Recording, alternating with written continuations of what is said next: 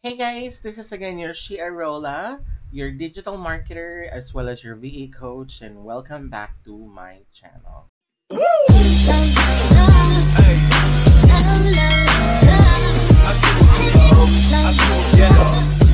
So if you're new here, again, I'm your Shia Rola. I do help you master or at least know more about Google Ads or anything about digital marketing step by step and on simple terms. So in today's video, we will be going deep into another Google Ads way. So parang isang paraan ulit siya on how to use Google Ads. And this time, what we will be discussing is Google Ads remarketing. So also known as retargeting.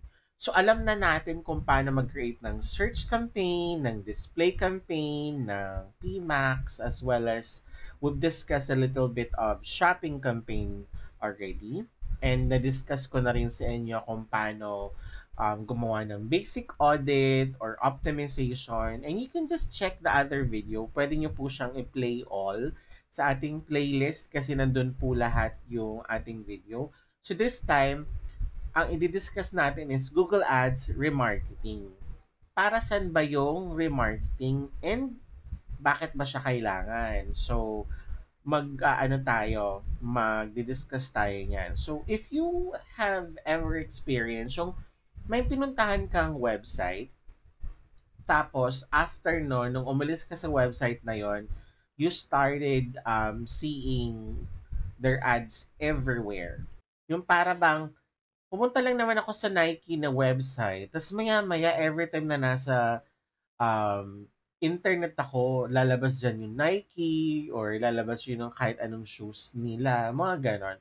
So, congratulations. Technically, na-target ka na nila, na-remarket na nila sa'yo yung product nila para maalala mo na, hey, pumunta ka dito, nakita mo rin yung offer namin, baka naman. So, yun yung remarketing. And in this tutorial, ipapakita ko sa inyo kung paano mag-setup ng remarketing tag using yung Google Tag Manager and paano mag-create ng audience list sa Google Ads, paano mag-build ng first remarketing campaign mo, possibly display and video, paano ba mag-exclude ng converted users, and paano mag-optimize ng results. So, I'll make it very basic kasi we need to use a live account for that. Pero yun ang di-discuss natin. So, yung video na to is going to be a full setup. We'll basically do it as much as we can. Perfect to sa mga beginners or sa mga bago lang na gusto magkaroon ng idea ano ba yung remarketing. Okay? And paano ba maging paying customers yung mga visitors lang natin sa website. So stay tuned kayo kasi we'll discuss that step by step. So let's just basically share to you um, the slides that I generated. So basically, this is about how to set up Google Ads remarketing. Okay? Pero first, let's just basically check what is remarketing ba? So guys, what is remarketing? So remarketing, as you can see in here, is showing ads to people who already visited your website or your app. So technically, ito yung mga tao na pumunta na sa website mo, tapos hindi bumili, pero gusto mong maipakita ulit sa kanila yung services mo. Kasi the fact na pumunta sila sa business mo or sa website mo, that actually means they're interested. Kasi guys, pag may nakita silang ads online, tapos pumunta sila sa website mo, that means interesado na yan eh. Pero baka lang may mga reasons. Ano ba yung mga possible reasons? Baka yung presyo, baka hindi pa sila handa. And based on marketing studies, nasa like 1% lang talaga guys yung mga taong bumibili first time na pumunta sa isang website. 1% lang. 60% pala nasa follow-up. Meaning, kailangan lagi nila nakikita yung ads mo or kailangan lagi nila nakikita yung mga emails mo kung gusto mo man mag-email campaign para magkaroon sila ng parang remembrance na, okay, nakita ko nga 'to. O sige na nga, paulit-ulit niyang pinapakita, bibilhin ko na nga.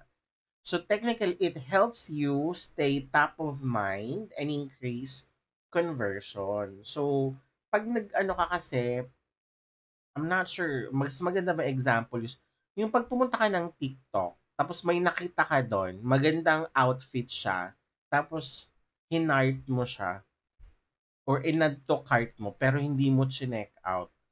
If you will notice, the days that will follow, 'pag nagso-scroll ka online sa TikTok, makikita at makikita mo siya yung mga items na yung related dun, yung mga contents, yung mga, review ko 'no, yung mga ganyan. Yun yung tinatawag na remarketing, pero sa website ganun din. So, parang kunwari nag-search ako ng dental clinic online ha, tapos nakita mo yung mga dental clinics dun.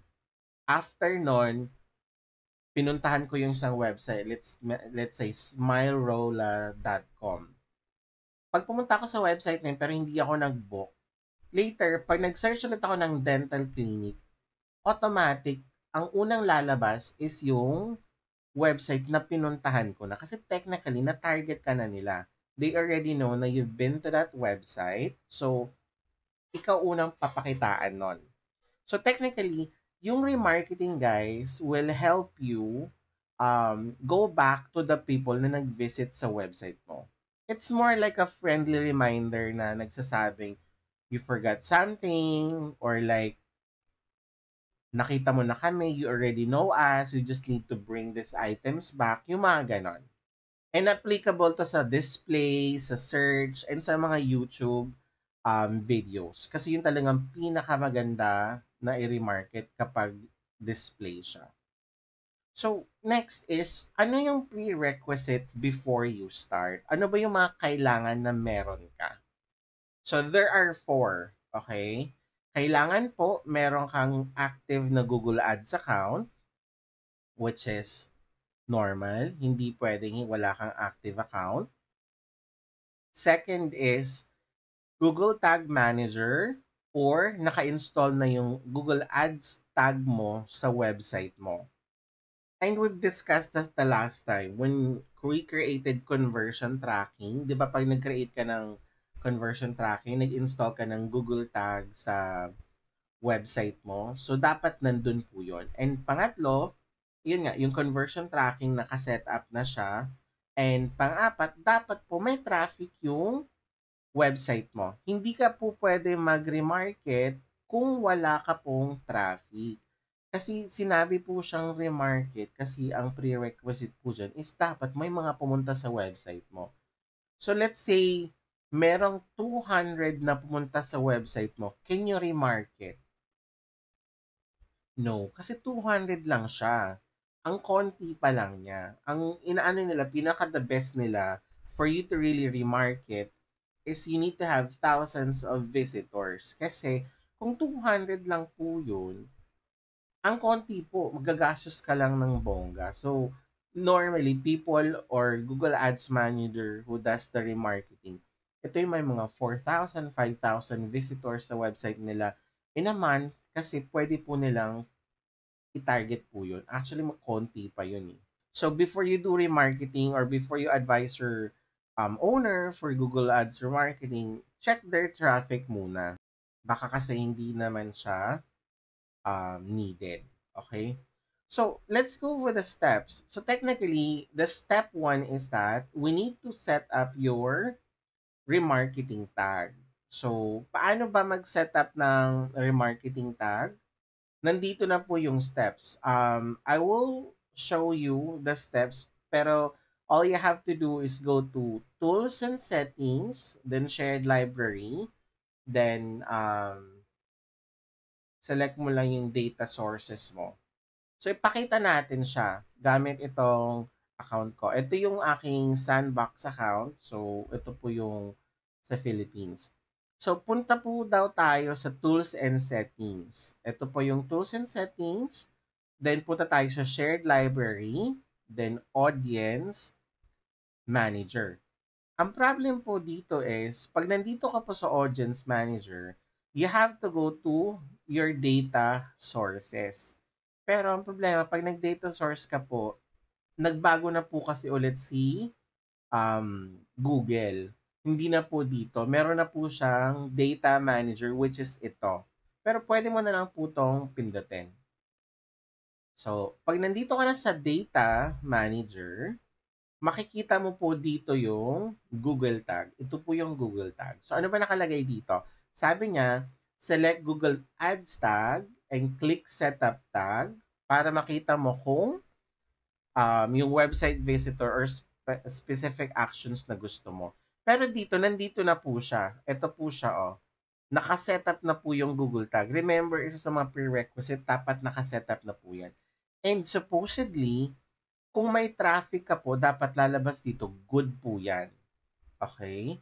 Pero pag no data, that's because yung tag po natin nakasetup to sa website ko na wala naman pong traffic. So, pag nakasetup na po yan, okay na po siya. Dito na po tayo ngayon sa nagsaselect ka lang naman ng website visitor or may specific action. Let me see if I can show you.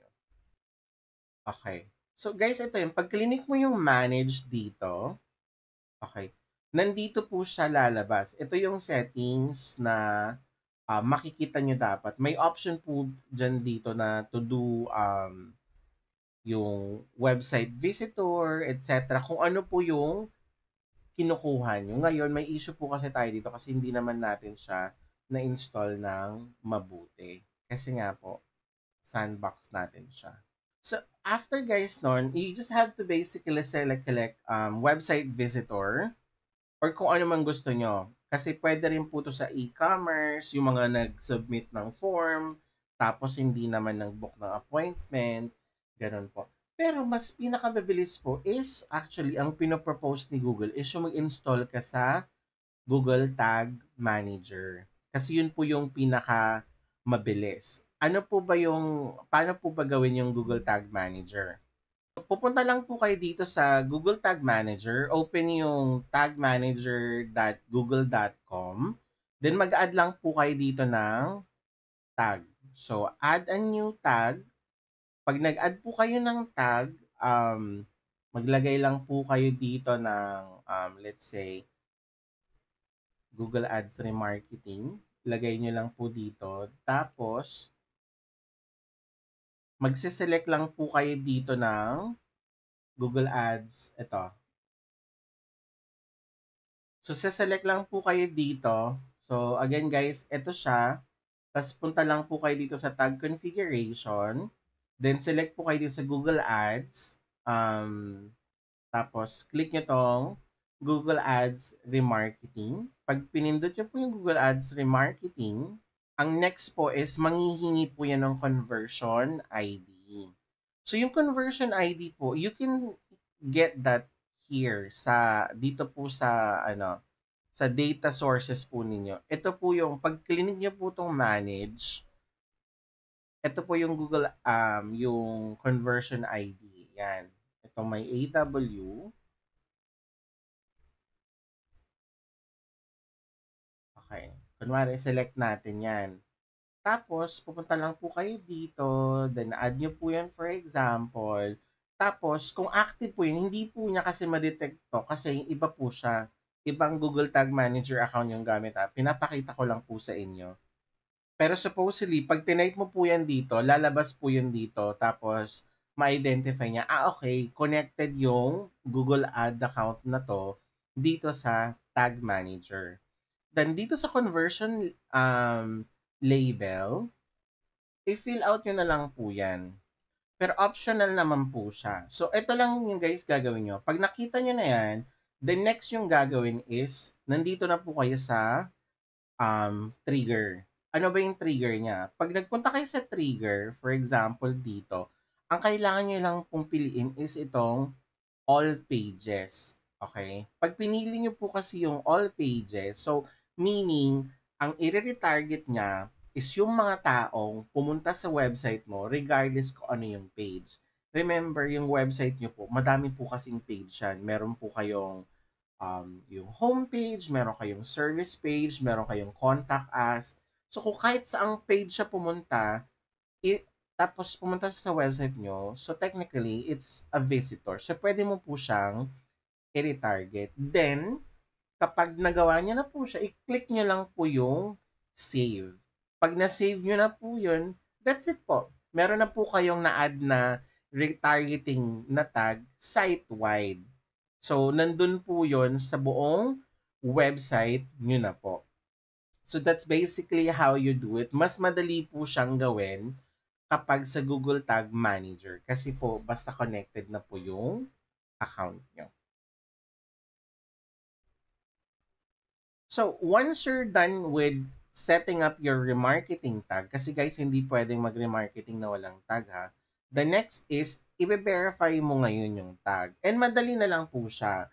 Pinakita ko na din po to last time. All you have to do is, mag-open kayo ng Google Tag Assistant.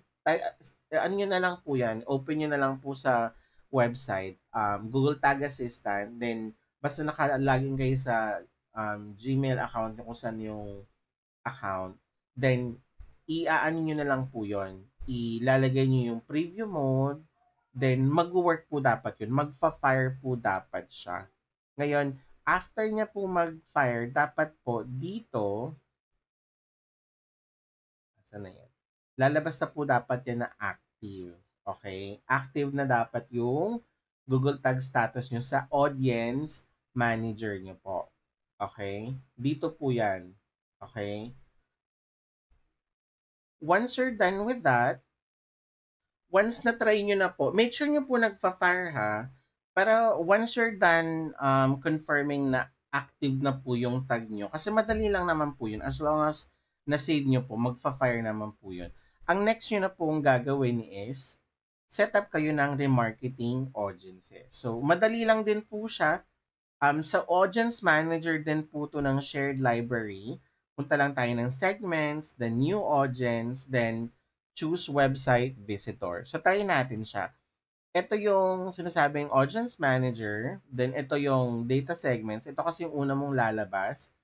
So, ang gagawin lang natin is punta tayo dito sa audiences, katulad ng sinabi niya. Then, from audiences, create new audience. So, ito lang po yun. Create new audience. Then, from the new audience, let's say, lagay natin all visitors. Tapos, ano ba lalagay natin? Let's say 60 days. So, 60 days siya ng mga visitors. Tapos, dito po sa segment na to, ilalagay mo lang dito yung website visitor. Okay? So, ito guys, ulit. So, let's say dito, gawa tayo ng all audience, all visitor as our audience name. Pero pwede mo rin ilagay kung ano yung naging campaign mo, for example. Tapos, yung data guys, dito na siya makikita sa part na your data. So, nakalagay kasi dito, people who have previously interacted with your business. So, i-add mo lang yung data mo dito. Supposedly, pag nagpunta ka dito sa browse, makikita mo po dito yung website visitor or app visitor na meron ka. So, ang makikita mo po dito is, kailangan po talaga connected yung Google Analytics mo, yung GA4, sa account mo. Kasi, dito guys, makikita mo agad yung mga taong pumunta. I-click mo lang yung ito, kunwari, pinili mo siya. Okay? Then, nandito na siya ngayon. Ayan na siya. Isa na siya sa mga nakita mo dyan. Ngayon, if you wanted to, let's say, add another one, pwede mo tong pinunin or pwede ka mag-create muna ng data list. Pero guys, pag wala kang nakikita dito, if you would notice, nakalagay 0, nakalagay dito all user pero nakalagay dito 0, it means kasi na yung Google Analytics mo is hindi siya nag-share ng data sa iyong account. Meaning, hindi talaga siya connected. Kasi guys, yung visitor mo, makikita mo po yun sa analytics mo po. Nandun po kasi lahat ng mga pumunta, nag-engage. Remember, doon mo yun makikita. So again guys, pag hindi mo siya nakita dito, hindi mo po siya magagawa ng remarketing. Then once you're done with that, all you have to do is basically save it. Okay? Tapos, pag na-save mo na, yun na po, magkakaroon ka na po ng new audience. Pero ang maganda po dito, ito na po siya.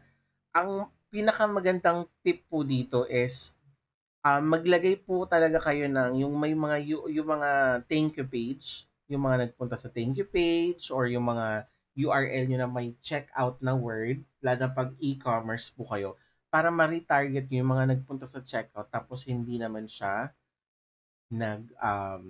check out talaga ng tuluyan. Okay?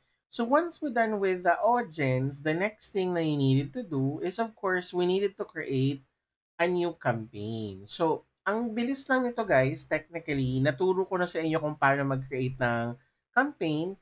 All you have to do is when you create a new campaign, ang pipiliin nyo dito, just like what it says in here, would be sales na. Okay? Kasi nga, remarketing na siya, guys.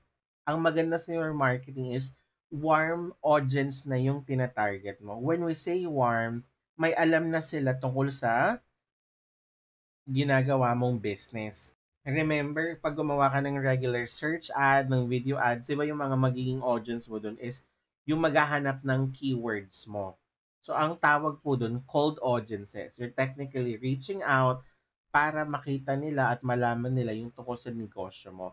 Pero sa remarketing, warm na po to. Pumunta na po sila sa website. So, ang maganda pong piliin would be sales campaign para automatic na po siyang makita nila yung ads mo. So, from this campaign, just click on sales and just go to either you wanted to create a display. Ang pinakamaganda po dito guys, display po ang pinakamaganda. Bakit nga po ba maganda yung display? Kasi po yung display, they will be shown yung ads mo po, papakita yun sa lahat ng ways. Meron po yung sa YouTube, pwede po siya yung sa gilid ng website, pwede rin po sa search. So technically, lahat po siya. So meron pong nasa 3 million sites daw po and app si Google na pwede niyang pakitaan. Unlike pag sa search lang po yung pinili nyo ulit, kapag nag-search po sila ulit, saka lang po kayo lalabas as number 1 kasi nagpunta na sila sa website mo. So, mas maganda po pag ganito, as you notice, is for display po siya and for videos po. Pero okay lang naman din po siya sa search ads. So, hindi na natin i-discuss yung buong creation ng campaign. So, technically, ang pinaka importante lang naman dun guys is kapag nag-create ka ng campaign, once you're done with, sige na nga, ipakita na natin. Once you're done with, let's say, campaign, display. Again, may naming convention siya guys, don't forget. So, ito na siya guys. So, again, one of the things I would need to say again is presence or presence of interest. Alam nyo na po dapat yan. So, in-next na natin. Let's say, maglagay lang tayo ng 500 daily budget. Okay. So, nandito na po tayo sa targeting. So, add sa targeting nyo po, pwede po kayo dito mag-add ng targeting. Pwede po kayo maglagay dito ng sa audience segment. Remember po sa audience segment, pero pwede ka po dito maglagay na ng yung ginawa mo po na audience na create natin kanina. So, dito po sa audience type, punta lang po kayo dito sa browse. Then, pwede po kayong pumunta dito sa how they interacted with your business na data segment. So, pag pinili po yan, lalabas po dito yung ginawa nyong app visitor, kung ano man po yung segments na ginawa mo po kanina. So, kunwari piliin na natin tong all users kasi ito yung website visitor. Ganito lang po yan. So, after nyan, i-click nyo lang po yung next. Pero, make sure to guys, ensure nyo na yung mga tao talaga is nag-visit na yung website. Kasi again, retargeting po siya. And ganun lang yan guys. I-next mo to, then mag-create ka ng ads. So technically, same thing as how you would create a display ad. Kailangan po niya ng video, kailangan po siya ng images, ng headlines, and all. So, if you need to know more about how to create display ads, search ads, for example, nasa YouTube link ko lang po yun. Nandyan po sa playlist. So, pwede nyo pong balikan po yun.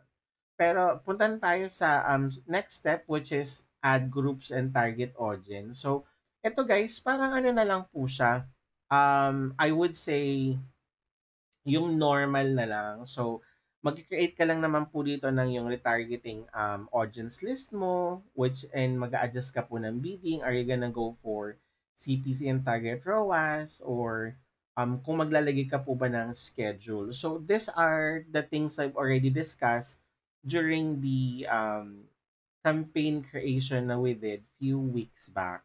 And sa step 6, also the same.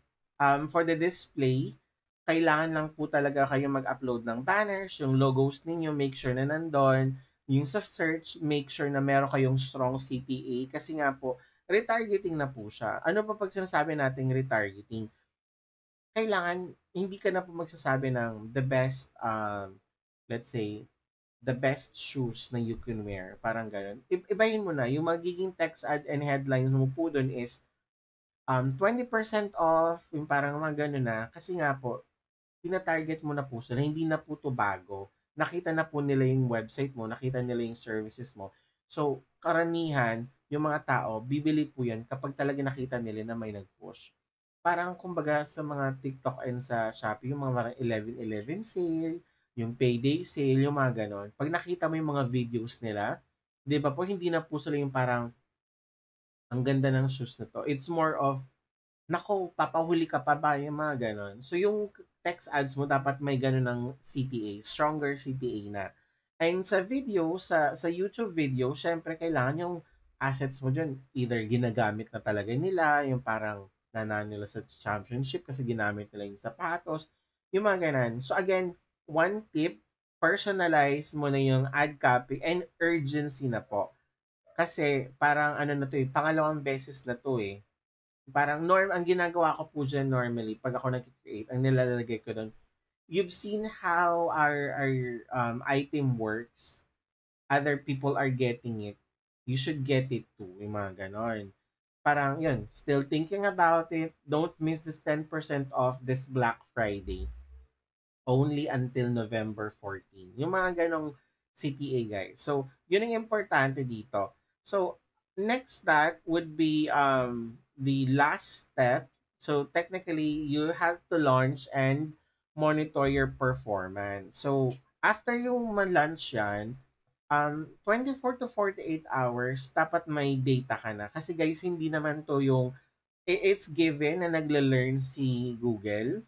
Pero you also have to realize na this is a remarketing campaign. So technically, may audience ka na dito. Hindi siya yung parang relearn talaga si Google. Naghahanap siya ng audience, chinecheck niya magkano yung CPC, yung gano'n. Sa remarketing po, meron na po siyang audience mismo. So, dapat 24 to 48 hours, may data ka na. Check mo na ano ba yung CTR ko doon sa mga taong bumisita. Ano ba yung impression ko? Madami ba yung nakakakita ng ads ko? Kasi guys, kahit mataas yung CTR mo, pero kung ang impression mo naman, let's say, meron kang 5,000 visitors na tinarget. Tapos yung impression mo, umabot lang siya ng 100.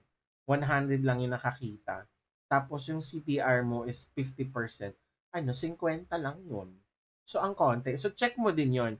Make sure mo guys na talagang nakikita mo dito. Ngayon, i-post mo yung mga placements na may zero conversion kahit may daming impression siya.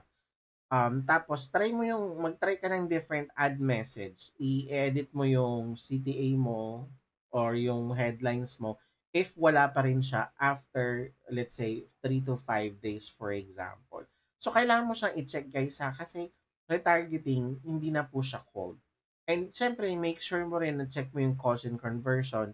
Pero, over time, guys, yung remarketing, nagiging mas effective siya kasi yung mga again tao is naging visitor mo na. Yun lang talaga, guys, ang kailangan mo i-remember. And once done, guys, yun lang naman. Yun na yung kailangan mo talagang i-remember. So, after nito, pwede ka na talagang gumawa ng complete Google Ads remarketing campaign. Okay?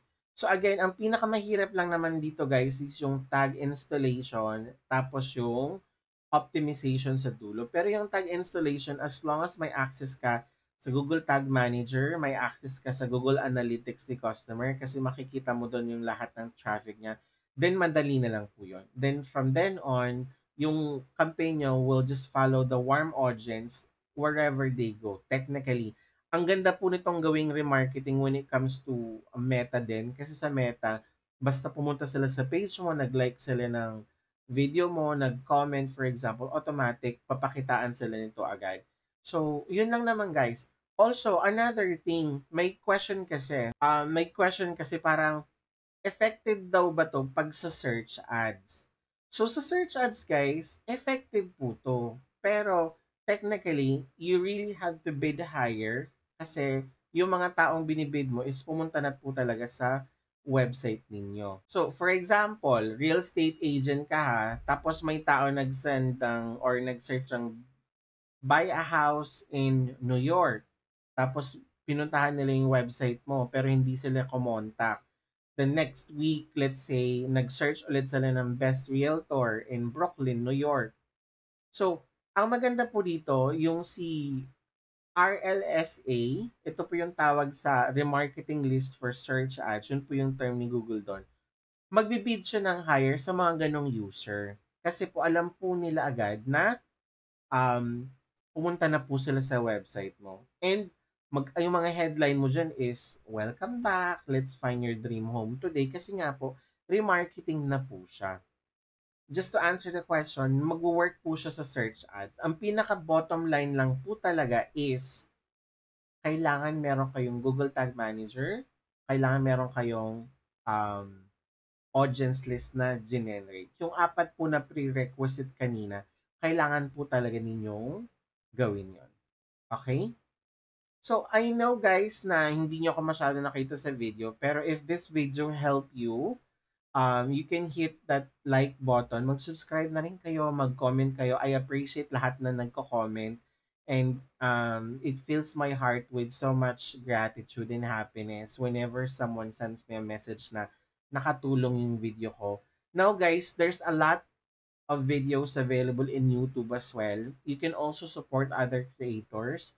Kung tingin nyo magulo yung ginawa ko or if you needed someone else to do the explanation, then go for it. Wala namang pong problema. Also, you can DM me for any suggestion, guys, para naman yun yung magawa ko. Kasi patapos na tayo sa Google Ads. And the next, perhaps next week, ang gagawin na natin, guys, is another way of digital marketing. So, baka pumunta na tayo ng email marketing, paano ba mag-create ng emails, etc. Or paano mag-create ng blogs for ganon. Kasi nga, digital marketing po yung dinidiscuss natin.